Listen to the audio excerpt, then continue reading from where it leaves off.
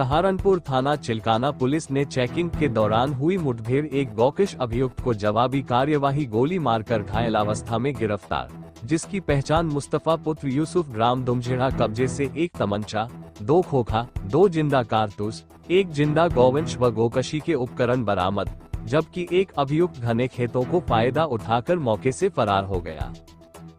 आज दिनांक 20 नवंबर 2025 को थाना चिल्काना क्षेत्र के अंतर्गत डंपिंग यार्ड के पास ग्राम नलेड़ी से सल्ली जाने वाले मार्ग पर संदिग्ध वाहनों की और वांछित अपराधियों की चेकिंग की जा रही थी।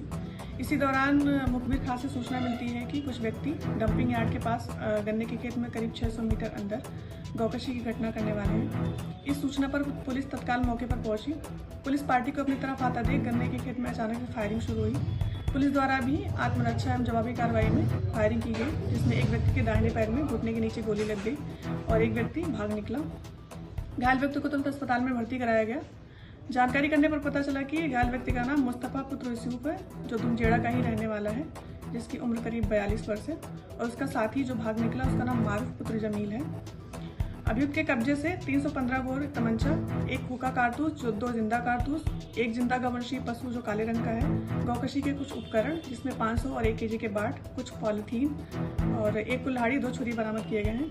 अन्य विधिक कार्रवाई की जा रही है।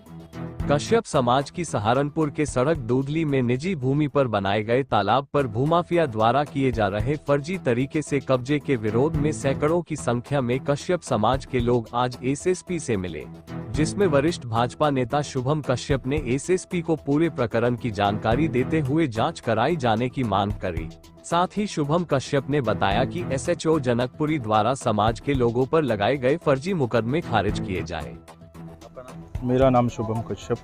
किस काम से लगा? आज हम लोग समाज के दूधली में हमारा कश्यप समाज रहता है, तो वहाँ पर तालाब जो हमारी अपनी भूमि पर था उस पर कब्जा करके कुछ भूमाफियाओं द्वारा उसमें कॉलोनी का निर्माण कराया जा रहा है। तो इस विषय पे जब हमने माननीय सिटी मजिस्ट्रेट साहब से बात हुई, एसडीएम साहब से बात हुई, तो यथावत के लिए स्टे भी दे दिया गया।